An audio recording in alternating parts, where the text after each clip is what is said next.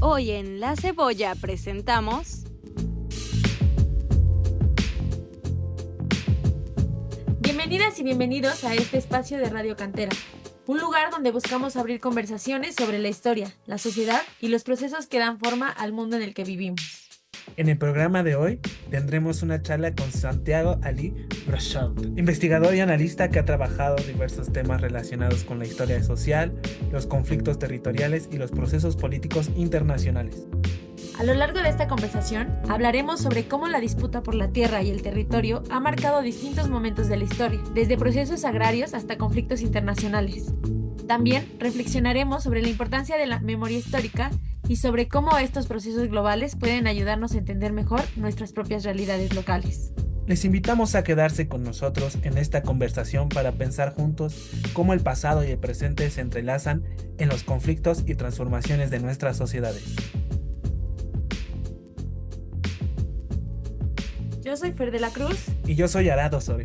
Santiago, nos gustaría que pudieras presentarte en primer lugar. Bueno, yo soy abogado, docente, fui muchos años militante sindical y después abogado laboralista. También tuve militancia territorial y en un punto la sigo teniendo. Y bueno, hace varios años que hago comunicación popular desde distintas radios alternativas desde Argentina y de otros países de América. La verdad es que es una labor muy extensa y por eso mismo te tenemos aquí hoy como experto para que nos hables sobre diferentes temas. Y para nosotros es importante saber cómo en tu análisis aparecen diversos temas que van desde la cuestión agraria en América Latina hasta el conflicto palestino. ¿Qué relación encuentras tú entre estos procesos históricos? Supongo que me preguntan porque yo estoy escribiendo por capítulos breves hace varios meses una historia de la cuestión agraria en la Argentina, que la idea es que va a tener como 50 capítulos, bueno, para que tenga un principio y un fin y se abarquen temas diversos y de distintas perspectivas, aunque obviamente que tampoco estaría lleno todas las posibilidades de desarrollo, pero bueno, la idea es aportar elementos para investigadores, para la militancia, para que después profundicen. ¿Qué conexión tienen? Y bueno, una de las que pueden tener, que la historia de Palestina es de un pueblo, no exclusivamente, pero eminentemente agrario.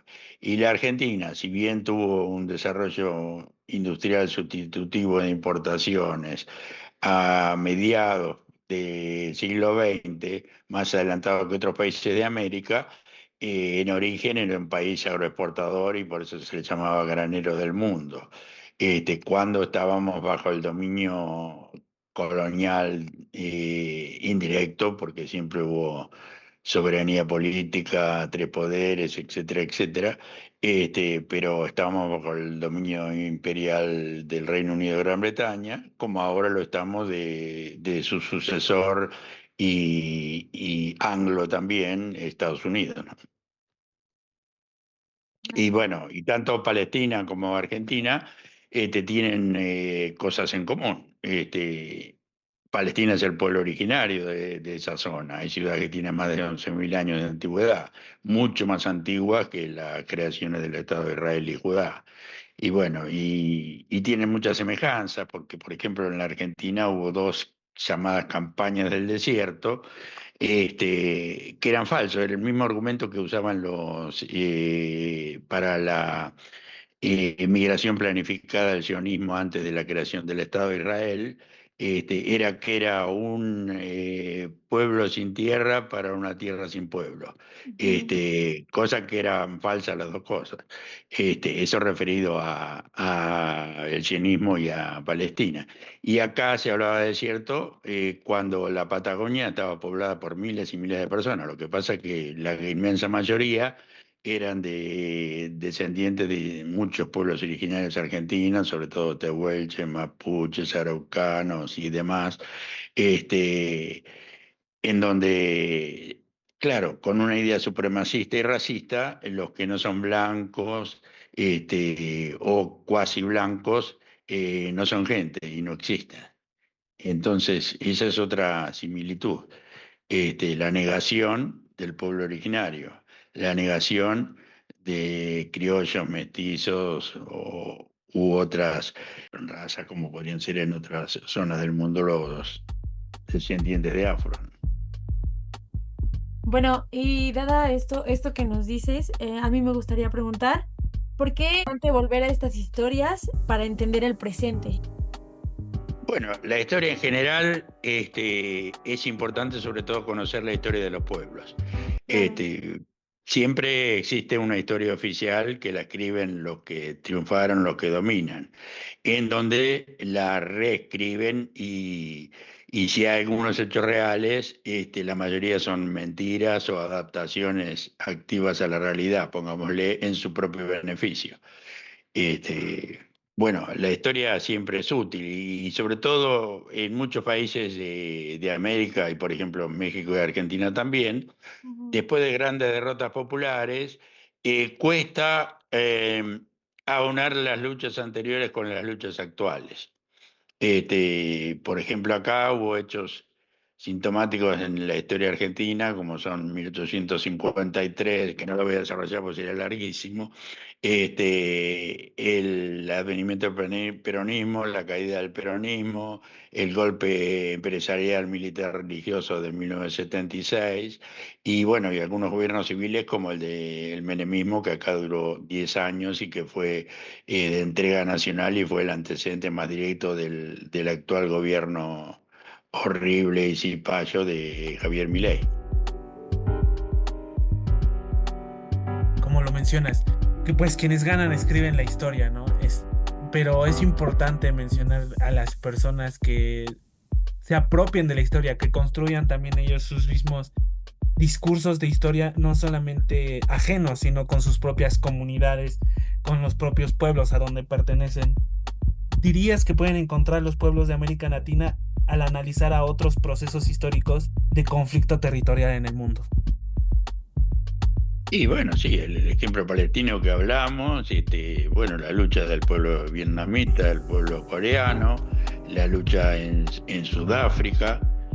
Bueno, lo que pasa es que en la mayor parte de la enseñanza escolar, no digo todos y cada uno porque muchos profesores se apartan de ese lineamiento, bueno, se da una visión de la historia sesgada. Por ejemplo, acá en la Argentina no se habla prácticamente nada, o poquísimo, sobre una guerra del Paraná que existió unos 8 o 9 meses entre 1845 y 1846. Y Argentina ahí se enfrentó a las dos potencias más grandes del mundo, Inglaterra y Francia.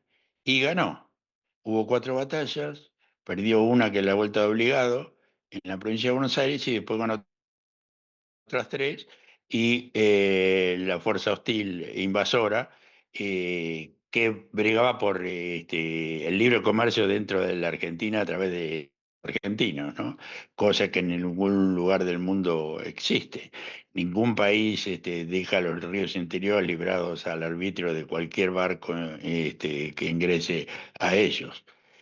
Bueno, esa lucha que fue una lucha patriótica, no solo para Argentina, sino para muchos lugares de América que lo pudieran sustentar, acá ni se ve. Acá fuimos atacados por los ingleses en 1806, 1807, dos invasiones inglesas. Esa guerra que menciono que estaban aliados a Francia. Después, crisis económica que provocaron ellos y que después aprovecharon. Y bueno, y intervenciones directas o indirectas sobre distintos gobiernos y sobre determinadas guerras, como la guerra de la Triple Alianza, donde Paraguay, que apuntaba para ser una potencia americana, quedó casi destruida con más de la mitad de la población masculina asesinada. Y bueno, y un proyecto emancipador donde había industrialización, ferrocarriles y demás, quedó casi reducido a las ruinas, y a partir de ahí Paraguay siempre fue un país dependiente del imperialismo. Cuando había tenido un propósito autónomo con Gaspar Rodríguez de Francia y Francisco Solano López, que era el que gobernaba cuando se dio la guerra de la Triple Alianza, que la arrancó Inglaterra, pero la pelearon argentinos, uruguayos y brasileños contra Paraguay. Una rivales de una envergadura muy diversa.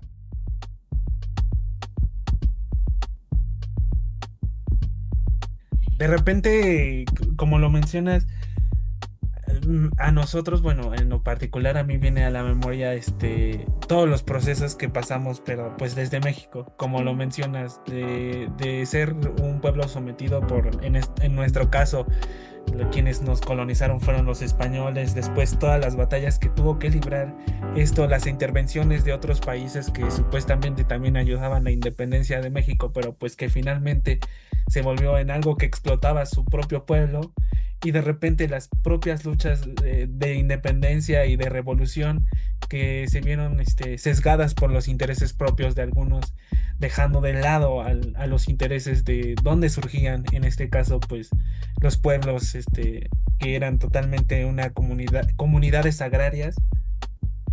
El mundo se transforma y en la actualidad se nota más la presencia o este sentimiento de querer construir una historia más sólida y con diferentes puntos de vista, y no solamente por los que triunfan, ¿no? Sino por gracias a que hoy en día ya hay más personas que se especializan en diferentes temas como sociólogos, antropólogos, Y la difusión. artistas, gente que se encarga de la difusión del pensamiento económico, político, social y cultural.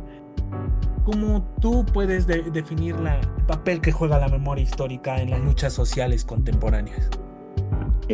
Para que la memoria histórica exista, tiene que haber gente que la difunda. Uno piensa enseguida en los medios de comunicación o en las escuelas. Sí, esos realmente son sectores influyentes, pero también lo es la militancia, los luchadores, más allá si fueron dirigentes o cuadros medios o simples activistas de base, que le cuenten a sus vecinos, que le cuenten a sus hijos, que no callen, que aunque hayan sido derrotados hay que contar la historia. Las derrotas a veces son muy dignas. Yo hoy le mencioné la Vuelta Obligado, en realidad fue una derrota, pero fue una derrota tan digna que todavía se la recuerda. Es importante eso señalar, no se trata solamente de ganar o perder, obviamente que es mucho mejor ganar, como en un partido de fútbol, pero es importante también cómo se juega y cómo se pelea. ¿Y cómo se difunde después esto? Si no se difunden, ya sea una victoria o una derrota, la cobardía y la valentía de los propios y la cobardía y la valentía de los invasores, y bueno, las nuevas generaciones que no lo vivieron en forma directa, si nadie se los cuenta, se basan en los libros o en los diarios o en los libros escritos por los que ganaron. Por eso los mayores tenemos que difundir lo que hemos vivido y tratar de ser los más realistas por un lado y los más veraces por otro. Claro, creo que por eso es importante que existan estos espacios en donde se le puede dar difusión a la memoria histórica y que nos permiten conocer más y poder acercarnos a quienes construyeron la historia, no a quienes la escribieron, que fueron la gente que ganó, sino a quienes la construyeron, quienes están en esos espacios. Nos gustaría, bueno, no tenemos mucho tiempo, entonces esta es nuestra última pregunta, y como última pregunta nos gustaría saber tu opinión acerca de todo lo que está pasando en el mundo actualmente, la intervención de Estados Unidos en Venezuela, la alianza de los países latinoamericanos, todo esto que está sucediendo, que el mundo está tan violento, tan hostil. Nos gustaría poder escucharte. Bien, Bueno, en el mundo hay dos grandes conflictos. Uno ahora pareciera que podría solucionarse en no demasiado tiempo, como sería el de la OTAN contra Ucrania, que no es Rusia contra Ucrania, es la OTAN, Estados Unidos contra Rusia. Este, Ucrania es un mero dato estadístico, un mero dato del lugar. Y después el otro es el conflicto palestino histórico, que no empezó el 7 de octubre del 2023. Empezó cuando empezó la emigración planificada, que todavía Palestina formaba parte del Imperio Otomano. Mucho antes que en 1948, cuando se crea el Estado de Israel. Y hay que conocer documentos como la Declaración de Balfour, que es un documento de 1914 de 67 palabras, en donde el rey de Inglaterra, el primer ministro y todo el gabinete dan su aval y su apoyo al deseo, al anhelo del sionismo, claramente era del sionismo, ¿no? Esto fue dirigido al barón Rothschild, que era la cabeza del sionismo en Gran Bretaña, y ahí se planteaba que estaba bien el deseo de Israel de recuperar su territorio ancestral, su tierra prometida y demás. Que eso es muy discutible, porque esa tierra, antes de la creación del Estado de Judá e Israel, miles de años antes ya existían ciudades, existían civilizaciones, y bueno, y acerca de las razas también es otra cuestión discutible, sobre todo en territorios pequeños, donde por ahí conviven a la vez distintas etnias. Entonces, ¿cuál es la más válida? ¿La que estuvo un tiempito o la que estuvo en forma permanente? Claro. Este, y bueno, y a mí la cuestión americana es un tema importantísimo. La cuestión americana y la unidad americana la plantearon San Martín y Bolívar a principios del siglo XIX, más otros contemporáneos a ellos, como Manuel Belgrano de Argentina, Francisco Miranda de Venezuela y muchos otros más. Pero ¿qué pasó? En ese momento y aún ahora predominaron los enemigos de la unidad, los enemigos de la patria grande latinoamericana. Que la patria grande latinoamericana va desde México incluido hasta el Tierra del Fuego, que es al sur de la Argentina. Todo eso es la patria grande.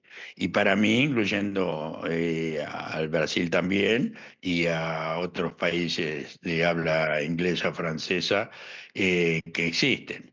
La unidad de lo que muchos llaman Latinoamérica, a mí me gusta llamarle Indo-Afroamérica, porque la población indígena o mestiza es mayoritaria en América. Los afros son millones y millones, directos o mezclados. Y después están los criollos y después están recién los que vinieron de los barcos, los inmigrantes. Eso hay que enseñarlo también, hay que tenerlo claro, y hay que buscar la unidad como en un punto lo buscó Hugo Chávez y otros presidentes contemporáneos hace 20 años o poco más. Bueno, la verdad estamos procesando todo, somos algo verdes en este tema y escuchándote como creemos que es muy valioso que estés aquí. Incluso como escuchando la manera en la que te expresas de los pueblos indoafroamericanos, nos dijiste, ¿no? Creo que es importante, ¿no? Porque de ahí viene la historia también del lenguaje y de todo lo que puedo aportar. Eh, Me gustaría que pudieras decirle algo a nuestros radioescuchas en relación a por qué es importante mantener, saber, conocer la historia y porque eso nos hace libres. Bien, en cuanto a los comunicadores, las radios, los periodistas y demás, aparte de opinar y de leer documentos y libros, hay que dialogar con la gente y no solamente con los oyentes, sino continuamente. Y sobre Claro. todo, en el diálogo hay que escuchar, no hay que Sí, pretender enseñar, aunque uno se crea una persona muy valiosa. Yo estoy de acuerdo con un concepto de Enrique Pillón Rivière, que fue un psicólogo social argentino, que hablaba de enseñaje. El que enseña aprende y el que aprende enseña. Que es similar a las concepciones del pedagogo brasileño Paulo Freire, que recomiendo que lean tanto a uno como a otro. Este, y hay que escuchar, y sobre todo para los partidos políticos más todavía, hay que escuchar y hay que salir casa por casa, hablar con la gente, pero sobre todo escuchar a la gente.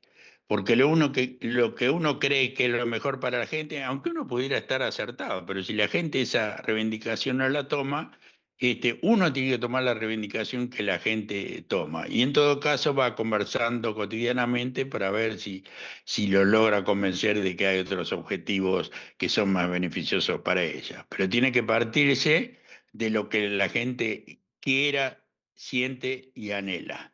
Por eso Magdani en Nueva York fue casa por casa y planteó la cuestión del transporte, que era una cuestión importantísima, pero si uno lo mira con los parámetros habituales, había otras cosas más importantes. Pero uno que escucha te tiene que saber qué es lo más importante para el resto de la gente y ir primero por ahí y después vendrán las otras cosas.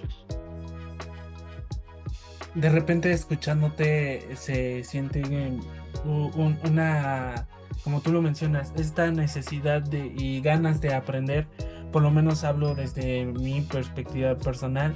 Yo siento que soy muy joven, pero eso no me da una excusa o un pretexto como para decir que no sé y que no tengo la posibilidad todavía de aprender. Por lo menos la radio, el proyecto de Radio Cantera nace desde una comunidad, un barrio popular que busca un espacio donde haya un encuentro en todos los aspectos, cultural, social, político, y se despierta un sentimiento de reflexión sobre dónde estamos y hacia dónde queremos llegar en la construcción y reivindicación del lugar donde pertenecemos, que de repente hace años se vio invadido, y no solamente eso, invadido por las personas que llegaron a invadir ese espacio, ese barrio popular, sino también por la delincuencia.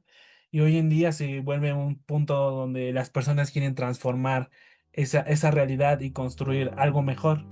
Entonces, te agradecemos muchísimo el espacio que nos acabas de otorgar. También, bueno, yo quisiera, ahora escuchándote, me gustaría poder recomendarle a las personas que nos escuchan una canción que viene a mi mente mientras escucho todo esto que hablas y todo esto que dices. Me gustaría mucho recomendarles La Era está pariendo un corazón de Silvio Rodríguez, porque te escucho y pienso como en esa canción y lo que trae hacia mí. Entonces, nada, te agradecemos mucho que estés aquí. Nos gustaría saber dónde las personas pueden aprender un poco más sobre todo lo que tú escribes, sobre los espacios que compartes con otras personas. ¿Hay algunas redes, algún foro de discusión, algo así? Te cuento, yo estoy en 2 programas radiales que se retransmiten a distintas radios de Argentina y de algunos lugares de América. Los programas son de Olivos y Piedras, como su nombre lo indica, tiene que ver con Palestina. Y el otro es La Hora de la Patria Grande, que también es claro hacia dónde va, en donde participan gente de México, precisamente de Puebla, de Venezuela, de Barquisimeto, y yo de la Argentina. Y siempre entrevistamos a gente de distintos países y de distintos niveles y distintas áreas, porque está bueno entrevistar a investigadores, historiadores, profesores universitarios. Obviamente que está bien, o escritores, pero también está bueno entrevistar luchadores y no jefes de los luchadores, sino luchadores cuadros medios, luchadores de base y demás, porque así la gente que escucha tiene una cabal comprensión de lo que se está hablando. Porque los dirigentes a veces embellecen la realidad, en cambio la gente más sencilla por ahí es más verista. Y bueno, ya que recomendabaste una canción, La Era está pariendo un corazón, que es muy buena, yo recomiendo otra que sirve de leitmotiv del programa La Hora de la Patria Grande, que es Canción con Todos, que canta Mercedes Sosa y que es de autoría, la letra de Armando Tejada Gómez y la música de César Isela. Es un tema que es más viejo que La Era está pariendo un corazón, pero que la letra es muy, muy buena. No, pues estamos muy felices, muchísimas gracias. Se nos acaba el tiempo, entonces tendremos que cortar aquí la entrevista. Sin embargo, te abrimos este espacio para cuando quieras volver y podamos seguir platicando. Nada, pues muchas gracias por estar aquí. Y trataremos temas más específicos. Esto solo fue una muy general de todo lo que podemos hablar y que tú nos puedes compartir. Y pues aquí quedamos. Yo soy Arato Osorio. Yo soy Fer de la Cruz. Hoy nos acompañó Santiago Ernesto Ali Brusud, desde La Plata, Argentina. Muchísimas gracias. Esto fue La Cebolla. Nos vemos en un próximo episodio.